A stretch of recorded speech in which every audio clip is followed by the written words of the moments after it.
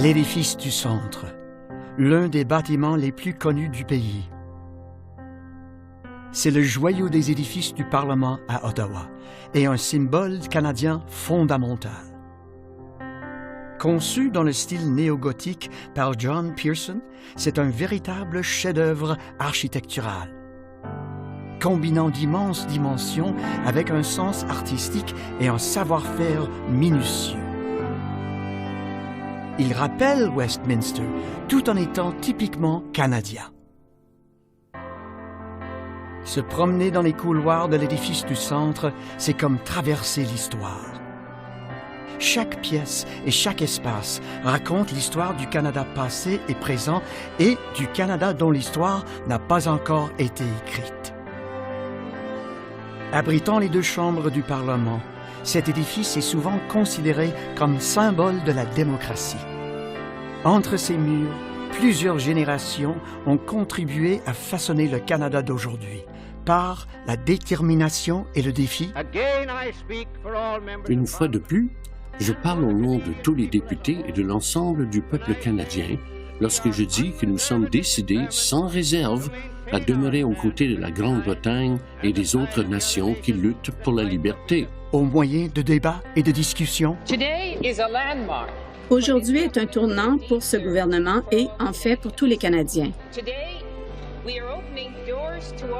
Aujourd'hui, nous ouvrons les portes aux possibilités et à l'égalité sur le lieu de travail. Au fil de conflits et de compromis.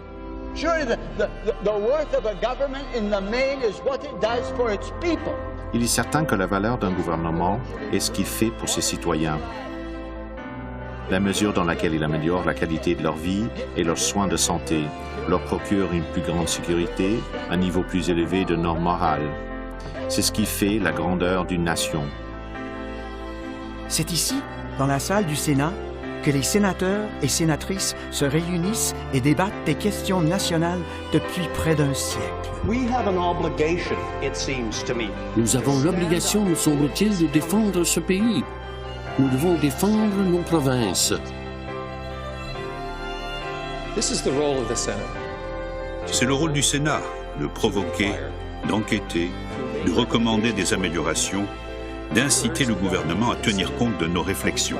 C'est également là que se déroulent les cérémonies officielles, dont l'ouverture de la session parlementaire et la lecture du discours du trône. Prime Ministers believe that Canada's active participation in the North Atlantic Treaty Organization is exemplary. Des événements riches en faste, en apparat et en traditions anciennes.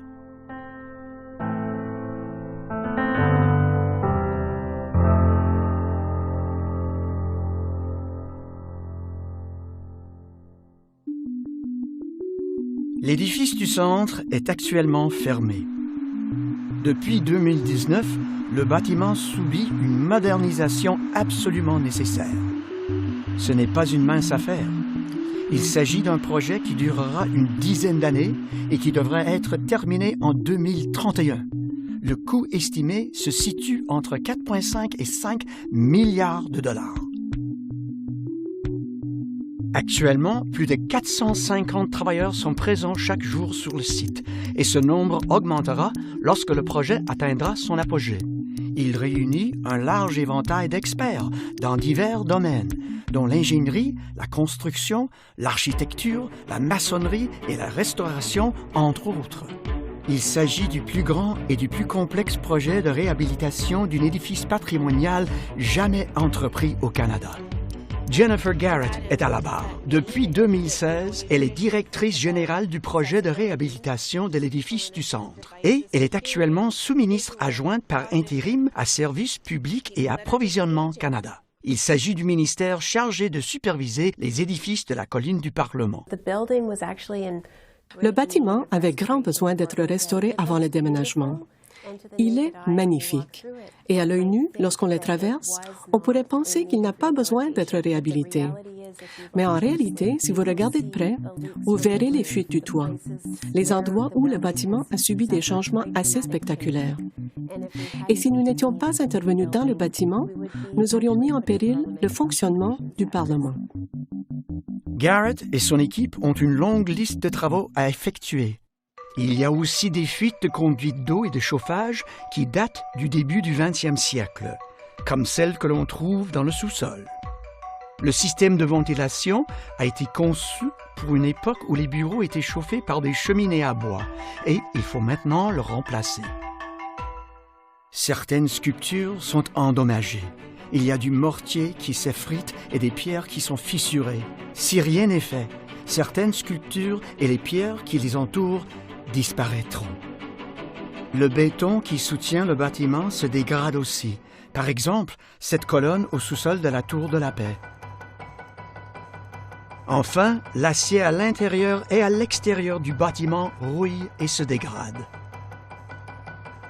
Le bâtiment n'a pas subi de rénovation majeure depuis sa reconstruction après l'incendie de 1916.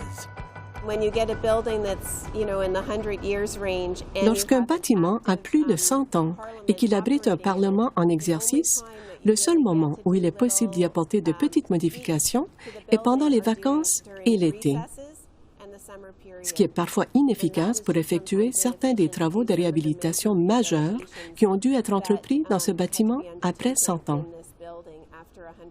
C'est pourquoi un plan a été mis en place afin de créer d'autres locaux pour accueillir les chambres, les parlementaires et leur personnel administratif, afin de pouvoir vider ce bâtiment et y apporter les modifications nécessaires. Le plan prévoyait le départ des députés à la fin de l'année 2018 et leur installation dans une salle temporaire de la Chambre des communes dans l'édifice de l'Ouest. Les sénateurs et sénatrices ont déménagé à l'édifice du Sénat du Canada qui fut jadis la gare ferroviaire d'Ottawa. Et je suis heureuse d'affirmer que notre équipe d'exploitation a fait un excellent travail pour nous amener à la ligne d'arrivée. Mais vous savez, même là, nous avons eu des pannes d'ascenseur, des infiltrations d'eau. Il y a eu une fuite importante environ 3 semaines après la fermeture du bâtiment. Cela aurait certainement touché les activités parlementaires. Nous avons donc réussi. Nous avons su faire fonctionner le bâtiment jusqu'à la fin, mais il arrivait en fin de vie et nous craignions vraiment qu'il ait un impact significatif sur la fermeture du Parlement, ce qui aurait été une véritable catastrophe. Nous voulons que notre Parlement fonctionne. Le projet de restauration de l'édifice du centre est désormais en cours. Il s'agit d'un élément clé d'un effort de réhabilitation et de modernisation sur plusieurs décennies dans l'ensemble de l'enceinte parlementaire. Les 3 étapes de la construction sont essentiellement les suivantes. La première phase consiste à démonter le bâtiment. La deuxième phase consiste à reconstruire les caractéristiques de base du bâtiment, comme les améliorations structurelles, la mise en place des mécanismes. La troisième phase est la partie la plus belle du travail. Il s'agit de finaliser les caractéristiques, d'aménager les espaces et d'en définir l'aspect, de réintégrer les éléments patrimoniaux dans le bâtiment. À l'heure actuelle, nous avons terminé la première phase du projet de l'édifice du centre et nous allons commencer la deuxième phase. Ce que je veux dire par là, c'est que nous avons terminé le vaste programme de démolition et d'assainissement visant à éliminer les substances désignées, qui s'est achevé en décembre 2023. Nous en sommes maintenant à la partie du programme de l'édifice du centre où nous commençons à faire les améliorations structurelles de l'édifice. Il faut tout un village pour réaliser des projets de ce type. Nous disposons d'un large éventail de compétences pour exécuter ce programme, car nous poursuivons la conception en même temps que la construction. Nous pilotons l'avion pendant que nous le concevons. Il s'agit d'une stratégie délibérée de notre part. En outre, au fur et à mesure que la conception évolue et se finalise, les derniers lots contenant les finitions sont remis à l'équipe de construction, presque comme une livraison juste à temps. Cet effort intégré nous permet d'optimiser le calendrier et de veiller à ce que les parlementaires retournent au bâtiment dès que possible.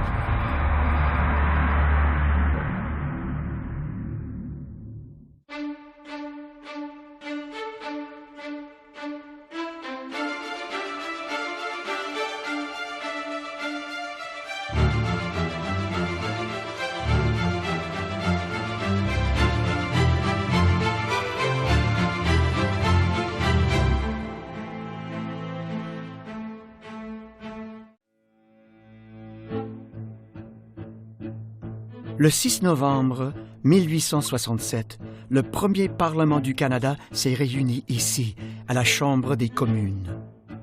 Voici à quoi ressemblait l'édifice du centre au premier jour de la Confédération. À l'époque, Ottawa n'était peut-être pas l'endroit le plus sophistiqué. 10 ans plus tôt, la reine Victoria avait surpris beaucoup de gens lorsqu'elle en avait fait sa capitale. Le premier gouverneur général du Canada, Lord Monck, a fait remarquer que l'endroit ne pourrait jamais atteindre un niveau élevé. La critique de Lady Monck était plus sévère. Elle écrivit dans son journal qu'ils étaient très dégoûtés par l'aspect sordide d'Ottawa. Je me demandais comment nous pourrions y vivre. Malgré ce manque d'enthousiasme pour la nouvelle capitale, la planification et la construction des bâtiments du Parlement ont commencé. Johanna Misgala est la conservatrice de la Chambre des communes. Elle connaît l'histoire de ce bâtiment mieux que quiconque. Pour comprendre cet édifice de la colline du Parlement et le contexte dans lequel s'inscrit le plan de rénovation et de restauration, il faut remonter dans le temps et examiner le bâtiment original qui se trouvait sur la colline et qui a été conçu par Thomas Fuller et Chilion Jones. Il s'agissait alors d'un bâtiment néo-gothique et le bâtiment que nous connaissons aujourd'hui en partage certaines caractéristiques extérieures, mais il s'agit d'un bâtiment très différent et véritablement du 20e siècle.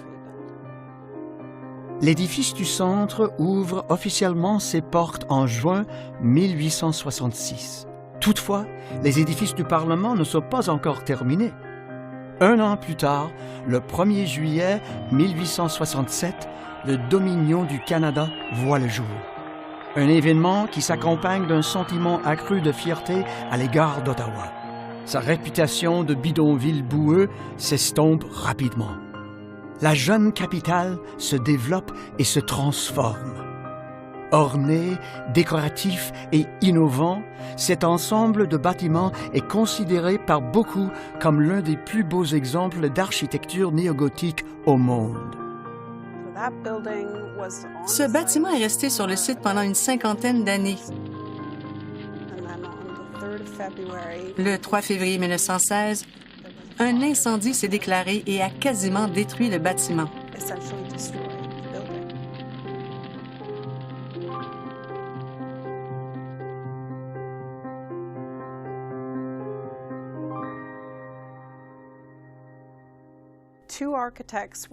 Deux architectes ont été chargés de réaliser une étude pour déterminer s'il était possible de reconstruire sur le site. L'architecte torontois John Pearson et l'architecte montréalais Joseph Homer Marchand ont donc été réunis alors qu'ils ne s'étaient jamais rencontrés avant ce projet. Leur tâche consistait à élaborer une sorte de proposition présentant les possibilités. Ils ont profité de l'occasion pour s'inspirer du fait que le Canada avait beaucoup changé entre 1867 et 1916. Il fallait un bâtiment du 20e siècle. Un bâtiment qui durerait pour les générations suivantes et le Canada à venir. Étant donné que seule la bibliothèque reste intacte, Pearson et Marchand proposent une toute nouvelle structure. Leur projet consiste d'un extérieur néogothique et un intérieur résolument moderne. Ils ont tenu compte de la structure originale de l'extérieur. Le bâtiment ressemblait donc beaucoup à ce qu'il était à l'origine. Mais à l'intérieur, il s'agissait d'un bâtiment du 20e siècle, s'inspirant beaucoup des beaux-arts. Ils voulaient donc que l'architecture parle aux gens qui utiliseraient ce bâtiment, qu'elle leur parle de leur lieu d'origine, des personnes qu'ils représentent et essentiellement de leurs devoirs envers les Canadiens. Ils ont été choisis et élus pour représenter un public dépassant leur propre personne. Et ils sont réunis pour prendre des décisions sur les lois qui, en fin de compte, se répercutent sur ces électeurs. À l'automne de 1916, la reconstruction de l'édifice du centre est bien avancée. Cependant, le pays est toujours en proie à la meurtrière Première Guerre mondiale et le Parlement a un besoin urgent d'un endroit où siéger. La Chambre des communes et le Sénat se réunissaient ici, dans le tout nouveau musée commémoratif Victoria, qui est aujourd'hui le Musée canadien de la nature. Les fossiles, les minéraux et les expositions étant déplacés au fond de la salle. Pendant près de 4 ans, le Parlement du Canada s'installe dans cette salle alors que la construction de l'édifice du centre se poursuit. La construction a donc eu lieu entre 1916 et 1920. Le bâtiment a été réinstallé en 1920. La construction s'est poursuivie pendant près de 10 ans avec la Tour de la Paix. Depuis, le programme décoratif du bâtiment s'est poursuivi jusqu'à la fermeture du bâtiment en 2018, lorsque nous avons déménagé afin de pouvoir restaurer et réhabiliter le bâtiment pour le 21e siècle. L'architecte John Pearson a supervisé chaque détail de la conception du bâtiment.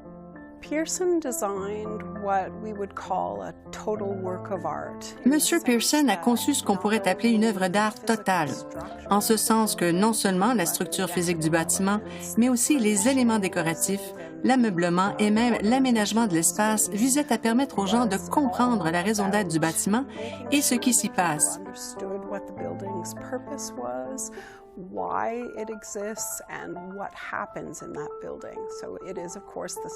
C'est donc bien sûr l'espace où la législation du pays est déterminée. Les députés et les sénateurs ont un rôle très important à jouer. Il leur faut un espace convenable pour accomplir ce travail.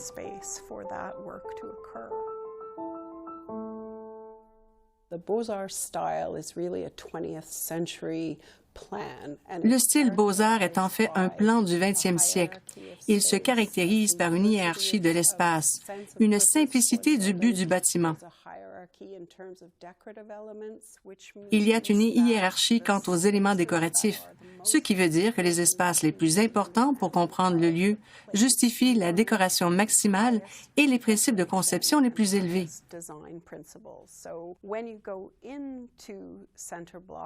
Alors, lorsque vous entrez dans l'édifice du centre, vous comprenez tout de suite où vous êtes. Vous comprenez immédiatement que tout ce qui est à votre droite est lié au Sénat et tout ce qui est à votre gauche est lié à la Chambre des communes, et qu'il y a un ordre et une structure dans cet espace. Ainsi, les espaces les plus décorés sont par exemple les bureaux des deux présidents, car il s'agit en quelque sorte de leur maison.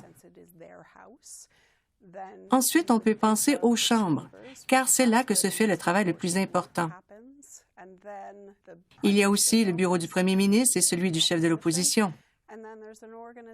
Les salles destinées aux fonctions publiques sont organisées, mais à mesure que l'on monte aux étages et que l'on accède au bureau, le bâtiment ressemble beaucoup à n'importe quel bâtiment typique du 20e siècle de l'époque.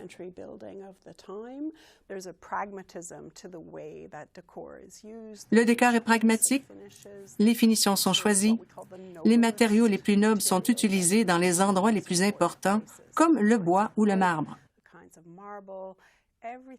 Tout est conçu pour vous donner un sentiment d'appartenance à ce lieu et de vous permettre de le comprendre.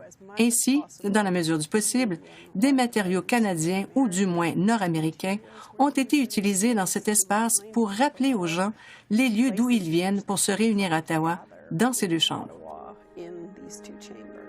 L'architecte John Pearson a supervisé chaque détail de la conception du bâtiment. M. Pearson a également inclus plusieurs thèmes qui se reflètent dans l'ensemble du bâtiment. L'un des plus importants est la métaphore du navire d'État.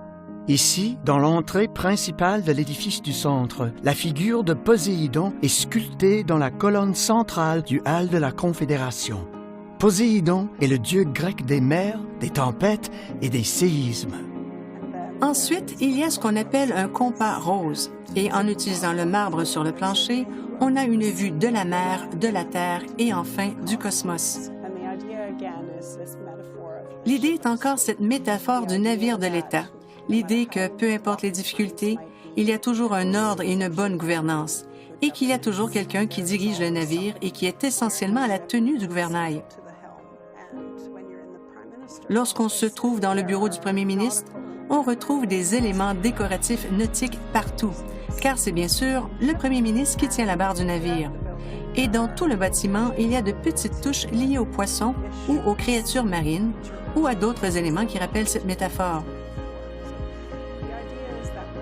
L'idée est donc que lorsque vous traversez le bâtiment, il y a des choses que vous ne verrez pas au début, mais que vous verrez au fur et à mesure. C'est une façon de vous rappeler constamment ces récits soulignant qui nous sommes, ce que nous faisons dans ce lieu, ce que ce lieu signifie pour les fondements et la structure de notre pays et de notre démocratie.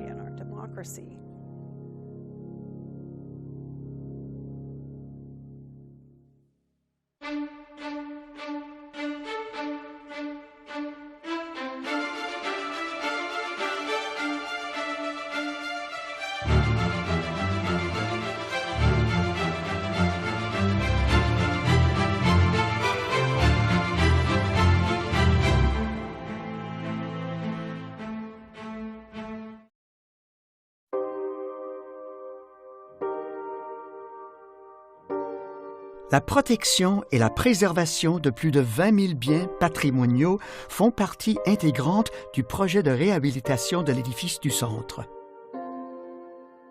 Il s'agit d'œuvres irremplaçables telles que des tableaux, des peintures murales, des vitraux, des sculptures et des boiseries. Un grand nombre de ces biens patrimoniaux ont été soigneusement retirés du bâtiment et entreposés pour être mis en sécurité. La plupart d'entre eux font l'objet de travaux de restauration. Certains objets ne peuvent pas être retirés du bâtiment et doivent être conservés. Ils ont tous été protégés. Il y a un équilibre délicat à trouver entre la restauration et la nécessité de moderniser. Kate Westbury est la responsable du patrimoine pour le projet de l'édifice du Centre. Elle encadre les équipes chargées de la conservation et du patrimoine. Au départ, le rôle de l'équipe chargée du patrimoine est de prendre les commandes. Ainsi, dans les premières phases du projet, nous avons assisté à l'enlèvement de tous les éléments fragiles du bâtiment. Tout ce qui est très simple, comme les vitraux, les luminaires patrimoniaux, tout ce qui peut être enlevé facilement est enlevé en premier, ce qui permet de le dégager et de permettre aux autres activités de construction de se dérouler sur le site. Les décisions concernant ce qu'il faut enlever ou protéger sont prises au cas par cas. Dans certains cas, les risques liés à l'enlèvement de matériaux patrimoniaux peuvent être plus importants que ceux associés à leur maintien en place. Voici le plafond de la salle du Sénat, ici, à l'édifice du Centre. Il s'agit d'un substrat de plâtre qui a été apporté et installé après la fabrication, puis fini sur place. Le pochoir que vous voyez ici comporte plusieurs motifs de roses des Tudors qui sont un beau clin d'œil à notre patrimoine anglais. Nous avons aussi d'autres motifs et médaillons que vous pouvez voir depuis le sol du Sénat qui incluent des motifs comme la harpe irlandaise, le lion, qui est simple, le passant du trône anglais. Tous ces éléments rappellent donc nos liens avec le Commonwealth et le système parlementaire britannique. Plus de 170 000 feuilles d'or ont été utilisées pour dorer ce plafond. C'est un trésor ici à l'édifice du Centre. Il est heureusement en très bon état. Nous l'avons fait évaluer par nos spécialistes en peinture architecturale et ils ont convenu que la protection sur place était la bonne approche. Il est évident que l'enlèvement d'un tel objet pourrait beaucoup l'endommager et être très envahissant. C'est pourquoi nous avons créé un programme de surveillance très rigoureux pour les biens tels que ce plafond afin de déceler rapidement tout problème et de le régler immédiatement. Depuis près d'un siècle, 2 lustres massifs sont suspendus à ce plafond à caissons dorés. Les luminaires sont en bronze, en fonte, en aluminium et en verre opale blanc plaqué. Les lustres de cet espace sont les 2 plus grands luminaires que nous ayons dans l'édifice du Centre. Ils étaient en bronze moulé et assez énormes, pesant plus de 3 400 livres, ce qui a nécessité une réflexion stratégique quant à la manière de les enlever et les mettre en sécurité.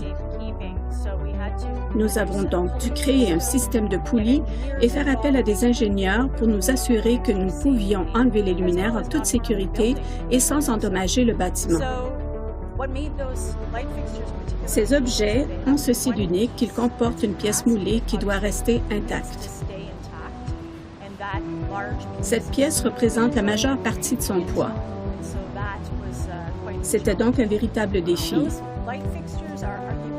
Ces luminaires sont sans doute les plus beaux du Canada. Ils ont donc été enlevés.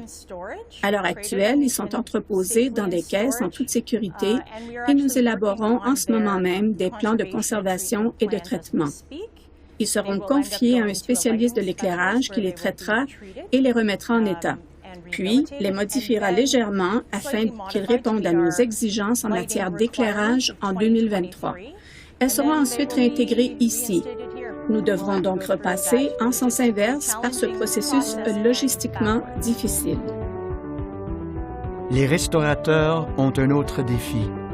Enlever les peintures murales qui décorent cette salle de comité depuis près d'un siècle. Cette pièce était à l'origine la salle de lecture de la Chambre des communes. Les motifs de conception de cet espace reflétaient les médias, la presse écrite et le journalisme. Nous avons donc une très belle collection des peintures murales d'Arthur Crisp qui reflètent cette réalité, ce qui est très agréable. Il s'agit de peintures murales en marouflage, c'est-à-dire d'une toile peinte qui a été appliquée au mur à l'aide d'un adhésif, ce qui a permis de l'enlever, alors que si elle avait été peinte directement sur du plâtre, par exemple, cela aurait été beaucoup plus compliqué.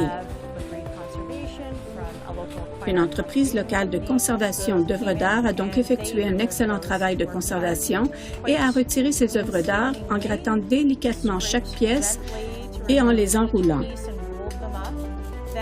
Ensuite, il faut enlever toute la couche d'adhésif qui est restée collée au verso pour pouvoir les rouler en toute sécurité, les entreposer ou les envoyer dans un laboratoire de conservation pour qu'elles soient traitées. Il s'agit donc d'un processus assez lourd.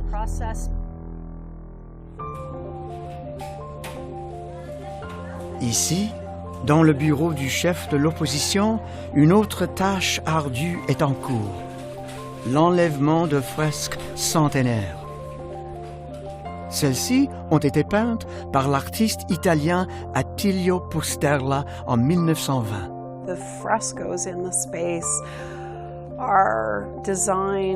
Les fresques de cet espace sont conçues pour refléter certains idéaux liés au devoir d'un chef de l'opposition. Il s'agit de la justice, de la vertu et de l'engagement à s'en tenir à la vérité. William Lyon Mackenzie King était le chef de l'opposition à l'époque où le bâtiment a été conçu. Il a travaillé en étroite collaboration avec Pearson sur les dessins et les éléments qu'il souhaitait incorporer dans les fresques. Le visage d'un ange apparaissant à un chevalier serait inspiré de celui de la défunte mère de M. King. Il a décidé de garder son bureau dans cette pièce lorsqu'il était passé de chef de l'opposition à premier ministre en 1921. La fresque est un type de peinture où la peinture est appliquée sur du plâtre humide, de sorte que lorsque la peinture sèche, elle fusionne avec le plâtre et devient une partie intégrante du mur. Pour restaurer ces pièces, il a donc fallu les retirer physiquement de cet espace.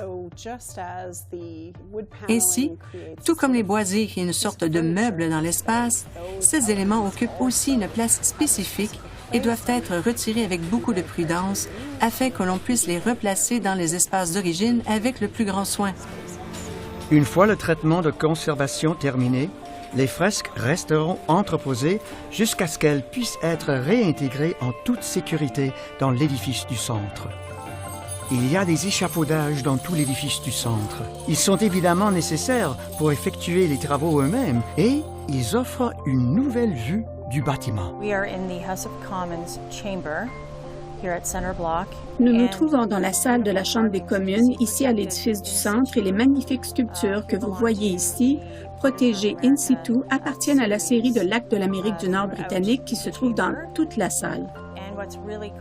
Ce qui est vraiment formidable, c'est que nous avons l'occasion unique de les voir de près et de nous faire une idée de la grande qualité du savoir-faire et du talent artistique nécessaire pour sculpter un objet aussi détaillé. Il s'agit d'un très bon exemple d'un cas où l'enlèvement de la structure d'un bâtiment patrimonial pourrait causer des dégâts et être trop onéreux et inutile à ce stade. Nous avons donc protégé ces éléments sur place, ainsi qu'une grande partie de la maçonnerie à l'intérieur de la chambre. Nous avons donc l'occasion de faire une évaluation approfondie de son état et nous pourrons également procéder à un nettoyage en profondeur car, comme vous pouvez l'imaginer, avec le temps, la poussière et les débris qui se déposent sur ces éléments décoratifs sont assez importants et gênent la lisibilité de ces sculptures à distance. Nous avons donc l'occasion de nettoyer toute cette poussière et ces débris, et ce que nous verrons, c'est une sculpture magnifiquement conservée après sa remise en état. Un autre élément du patrimoine qui sera restitué à l'édifice du centre est ce magnifique plafond en tissu. Il fait partie de la chambre depuis près d'un siècle.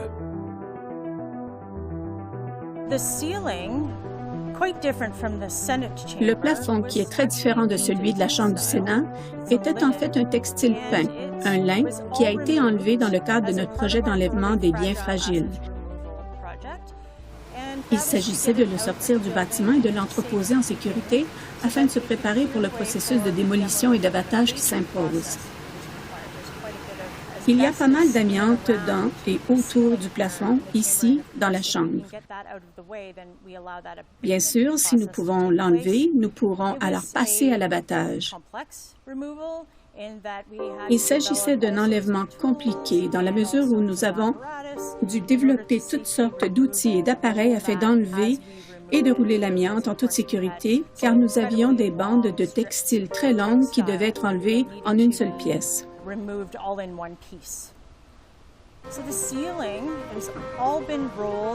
Donc, le plafond a été roulé sur de grands tubes surdimensionnés et il a été très bien emballé car il pourrait encore contenir des matériaux dangereux comme l'amiante.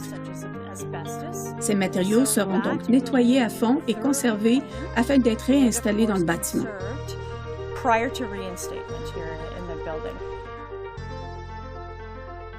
Les vitraux de la chambre ont été ajoutés à la fin des années 1960.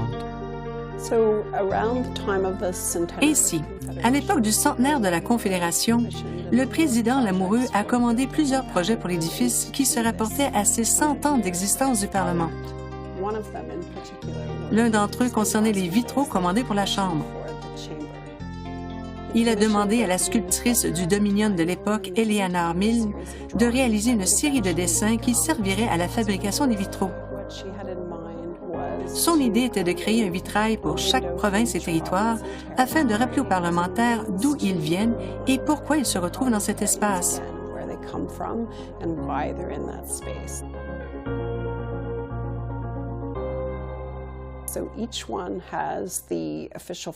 Chaque vitrail est donc orné des fleurs officielles et de certains symboles propres à ces régions du pays. Ce que nous savons des vitraux, c'est que le verre lui-même provient du monde entier. C'est aussi une jolie petite métaphore du Canada en tant que pays qui montre que des gens sont venus ici de partout et qu'ils sont tous représentés dans cet espace. Ce projet nécessite beaucoup de documentation et de suivi. Nous avons donc élaboré un plan d'étage où nous avons attribué un numéro à chaque fenêtre et un code couleur pour indiquer le type de fenêtre et le contour pour indiquer le type d'installation. Voici Mark Thompson. Il dirige une équipe de restaurateurs qui travaille à la préservation des vitraux de l'édifice du centre. Tous les vitraux et les vitraux plombés du bâtiment subissent des travaux d'une manière ou d'une autre. Pour l'essentiel, tout est en voie de restauration. Ce n'est pas une mince affaire. L'édifice du centre abrite 250 vitraux. Certains d'entre eux contiennent plus de 100 panneaux. Le processus de restauration commence par le démontage complet de la fenêtre, pièce par pièce.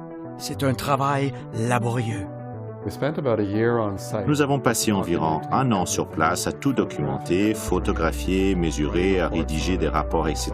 Puis, nous avons passé les 2 années suivantes comme membres de l'équipe chargée de l'enlèvement des biens fragiles, à retirer tous les vitraux et les vitres plombées. Les fenêtres de l'édifice du centre ont été installées pour la plupart dans des réglettes en pierre, une méthode très ancienne qui consiste à creuser un canal dans la pierre, puis à manœuvrer le plomb avec précaution. Certaines fenêtres ont des cadres en bois, d'autres en métal. Celles-ci sont donc assez faciles à enlever. En revanche, les réglettes en pierre, c'est plus difficile. Nous n'avons jamais rien perdu pendant le déplacement. Pour cela, nous avons dû fabriquer 800 caisses que nous avons fabriquées nous-mêmes dans notre studio, avec une longueur d'avance sur l'équipe de démolition. Nous l'avons expédié au centre Macun du chemin Pink à Gatineau. Ensuite, le travail de restauration au studio a commencé. Ce que nous faisons, c'est que nous allons à Gatineau et nous recevons un lot de caisses qui nous prendra environ 1 mois à terminer. Nous les apportons au studio et nous travaillons dessus. Une fois qu'elles sont terminées et approuvées, nous les renvoyons au chemin Pink. Nous prenons le prochain lot de caisses et nous continuerons comme ça jusqu'en 2026 environ. Les vitraux subissent actuellement une restauration minutieuse et complexe. Il faut réparer les vitres endommagées, refaire le plomb et les nettoyer. Le plomb est oxydé et peut être dangereux. Les vitraux sont démontés sous l'eau, de sorte que rien n'entre en contact avec l'air. Ce panneau a donc été entièrement restauré. Tout le plan a été remplacé et nous procédons de la même manière que pour les autres fenêtres. C'est-à-dire, nous le documentons sur place, nous le mettons en caisse et nous le transportons jusqu'au chemin Pink. Nous le récupérons au chemin Pink, nous l'amenons ici, nous le démontons dans un bain d'eau distillée avec différents adhésifs pour faciliter le travail. Ensuite, nous remontons la fenêtre sur la frotte que nous avons fabriquée à partir de l'ancienne armature en plomb avant de la démonter. Ce panneau provient d'une des fenêtres de la Chambre des communes, la fenêtre de l'Ontario. C'est la fenêtre la plus au nord du mur ouest. Il s'agit de l'un des panneaux de la lancette inférieure, dont le motif est bien sûr la fleur de trille. Normalement, lorsque ce panneau est réinstallé, il est vertical, mais j'ai pensé qu'il serait préférable de le présenter à la hauteur des yeux, car c'est là que l'on peut tout voir. Parfois, ces fenêtres centenaires contiennent du verre brisé. En tant que conservateur, Mark et son équipe ont pour mission de préserver autant que possible le matériau d'origine. Si le verre est cassé, nous recollons les morceaux à l'aide d'une colle époxy optiquement limpide appelée HXTAL-NYL1, spécialement formulée pour le verre et très résistante. Et comme une grande partie du verre cassé était très mince, nous renforçons souvent le morceau de HXTAL avec une plaque arrière.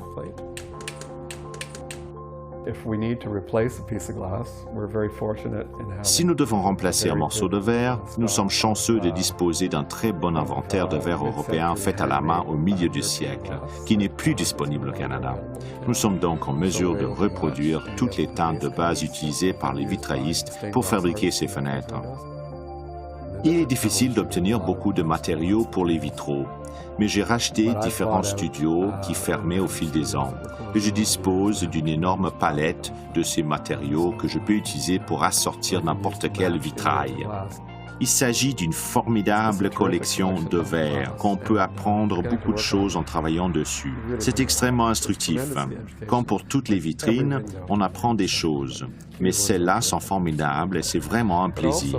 Mais aussi juste un sentiment de, vous savez, c'est un bâtiment très important. Nous sommes tous très contents de faire partie de l'équipe. Nous avons vraiment l'impression que nous sommes capables, que nous allons réussir et que nous allons vraiment faire du bon travail. Nous allons être responsables et nous allons bien le restaurer.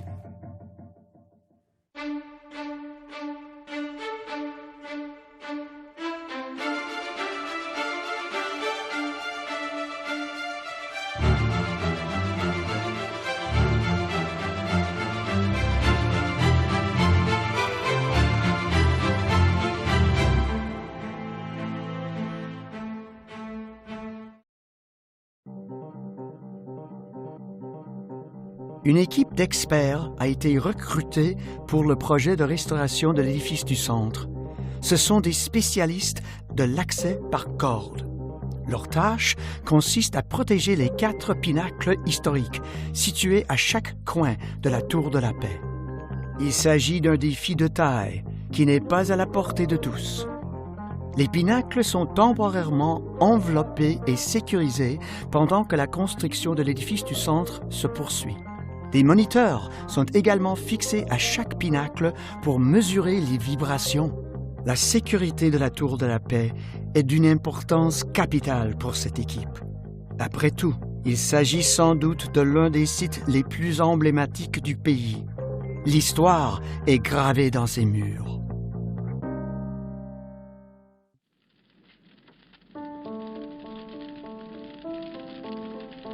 La construction de la Tour de la Paix a commencé après l'incendie de 1916 qui a détruit la Tour Victoria, qui était parmi les premiers bâtiments du Parlement.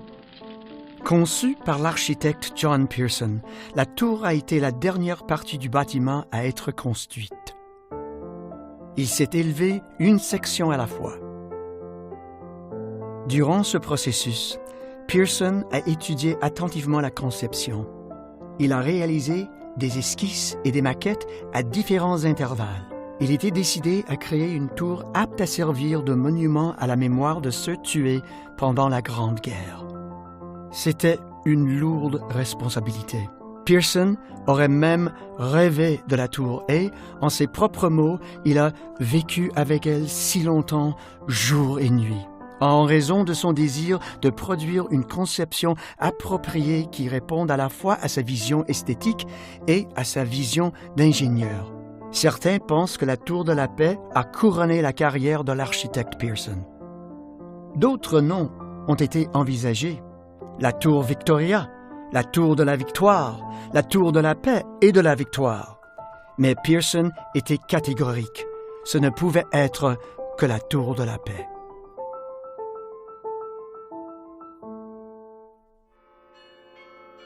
La tour abrite un carillon comprenant 53 cloches. C'est un instrument de musique unique et une mécanique complexe. Il s'agit d'un immense ensemble de cloches jouées par un musicien appelé carillonneur, assis sur un clavier spécial en bois. En frappant une note, on tire sur une corde métallique attachée au battant de l'une des cloches, ce qui fait sonner la cloche. Chaque cloche émet une note distincte. Plus la cloche est grosse, plus la note est grave. Les cloches en bronze ont été installées en 1927. Elles ont été coulées et accordées dans une fonderie de Croydon, en Angleterre. Elles ont été expédiées à Montréal, ensuite à Ottawa par train. Ici, les cloches sont déchargées sur la colline du Parlement. Les plus grands font plus de 2 mètres de haut. Le carillon de la Tour de la Paix a été inauguré le 1er juillet 1927.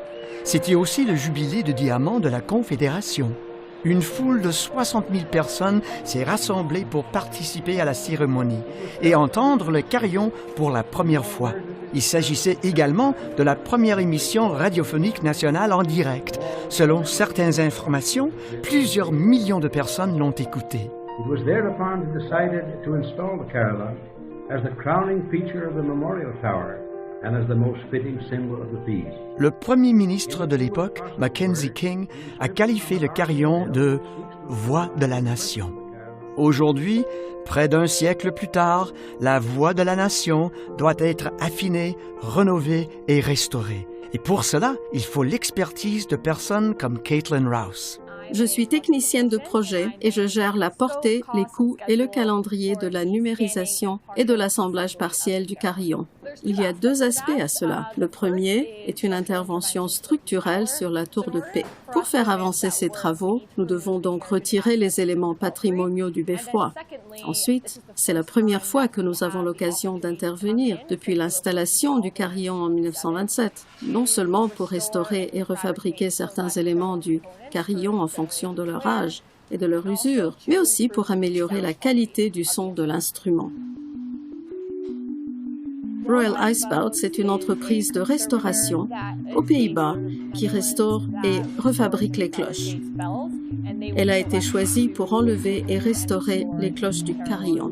Lorsque les représentants du Royal Icebelts sont venus et ont effectué le premier examen du site, ils ont décidé que seules 22 cloches seraient envoyées à leur atelier, ainsi que tous les battants. C'est ainsi que 53 d'entre eux ont été envoyés avec les 22 cloches, ainsi que le clavier et les mécanismes. La plus grosse cloche pèse plus de 10 000 kg et nous avons dû retirer les 3 plus gros battants pour les expédier à l'étranger. L'un des défis que nous avons relevés a donc été de les retirer et pour le faire, nous avons dû créer une procédure de levage pour les descendre en toute sécurité et les sortir du bâtiment. Pour les transporter d'Ottawa aux Pays-Bas, nous nous sommes associés aux Forces armées canadiennes. Ils ont donc été expédiés d'Ottawa à Trenton. De là, ils ont été mis à bord d'un avion qui les a transportés jusqu'à Eindhoven, aux Pays-Bas. Le clavier sera remis à neuf et restauré, puis les mécanismes seront refabriqués à neuf. Il n'y aura donc pas d'amélioration moderne apportée au carillon, mais nous défaisons le travail effectué au fil des ans pour qu'il corresponde mieux à son état d'origine, afin de garantir qu'il pourra être joué pendant les 100 prochaines années. Le carillon a été commandé pour commémorer les héros tombés au combat pendant la Première Guerre mondiale, et il est aussi directement lié à notre identité culturelle, puisqu'il est joué lors des cérémonies et des célébrations ici, sur la colline. Moi, j'ai l'impression de participer à l'histoire du Canada et c'est vraiment un honneur de travailler à un projet qui est si étroitement lié à la culture canadienne. Je me souviens qu'à l'époque où j'étais étudiante stagiaire, nous faisions une visite guidée de l'édifice du centre et nous sommes montés dans l'ascenseur jusqu'à la terrasse d'observation où nous nous trouvons en ce moment. En montant, on a un petit aperçu des cloches. J'étais loin de me douter que 5 ans plus tard, on me confierait le projet de les faire enlever. Je suis donc très fière de faire partie d'un pan de l'histoire canadienne. Au deuxième étage de la Tour de la Paix se trouve cet espace, la chambre du souvenir. Est-elle à la fois belle et bouleversante? Longtemps considérée comme le cœur de la tour, cette salle solennelle et sacrée a été créée à l'origine pour honorer les Canadiens morts pendant la Première Guerre mondiale. La chapelle du souvenir est un espace de contemplation. Vous êtes censé y accéder lorsque vous sortez du bâtiment et que vous montez les escaliers de la Tour de la Paix. Vous êtes physiquement dans un bâtiment séparé. Vous descendez un petit couloir et vous entrez dans la lumière.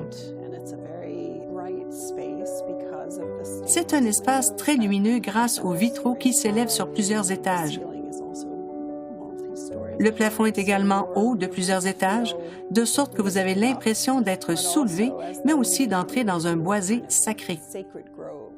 Pearson l'a imaginé de la manière suivante. Vous arrivez d'une forêt et vous arrivez dans un espace au milieu grâce à la lumière diffuse qui vient des arbres.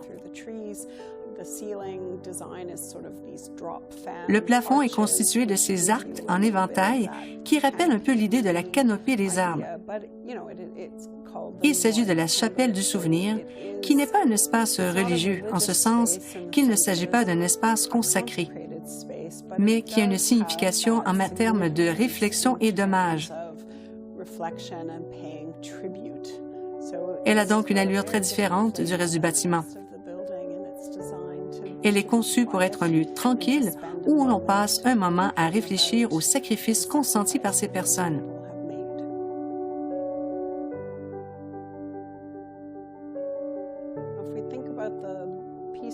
Si nous considérons la Tour de la Paix comme la colonne vertébrale du bâtiment, la chapelle du souvenir en est le cœur.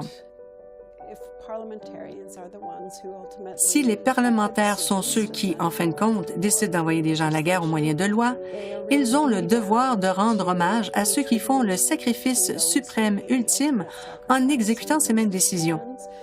Ils doivent penser à eux lorsqu'ils prennent ces décisions. Ils ne doivent pas prendre ça à la légère.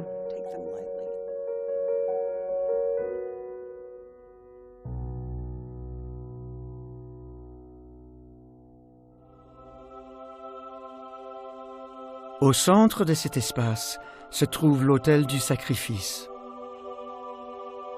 Il est en pierre calcaire de Hopton, le même type de pierre utilisé pour marquer les cimetières du Commonwealth.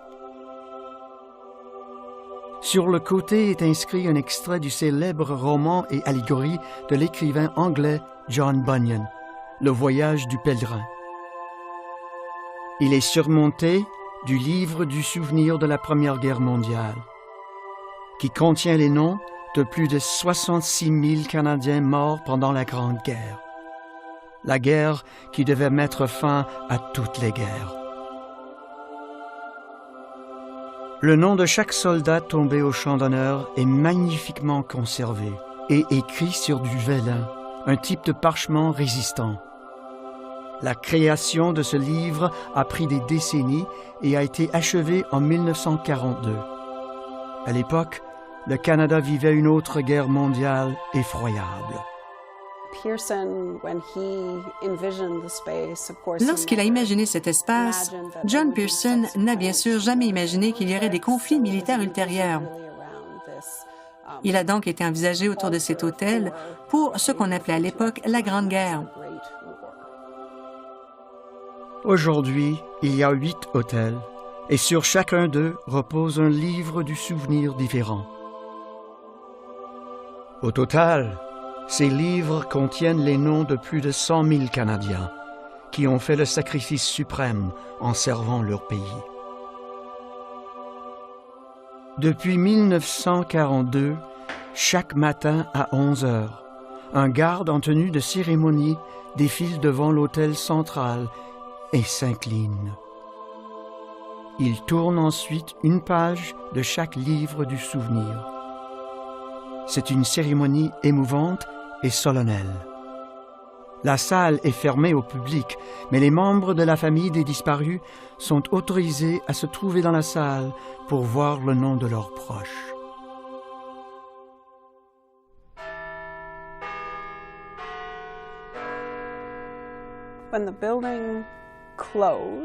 Lorsque le bâtiment a fermé et que nous avons déménagé dans l'édifice de l'Ouest, nous y avons transféré les livres du souvenir. La cérémonie de la page tournée se poursuit donc encore aujourd'hui dans un espace qui n'est pas la chapelle du souvenir, mais qui convient au maintien de cet hommage. Les livres suivront la Chambre des communes. Ainsi, lorsque la Chambre des communes retournera dans l'édifice du centre, les livres feront l'objet d'une cérémonie de clôture dans l'édifice de l'Ouest, dans la salle du souvenir, et le lendemain à 11 heures, lors de la cérémonie de la page tournée, les livres seront exposés dans la chapelle du souvenir. L'objectif est de remettre tous les biens patrimoniaux à leur place. Dans notre prochain épisode, nous vous emmènerons aux marches de l'édifice du centre, où la pelouse de la colline du Parlement est une énorme zone d'excavation. Le trou que vous voyez derrière moi a une profondeur de 23 mètres, à peu près. Nous avons rempli 40 000 fois des camions avec des roches que nous avons sorties de ce trou.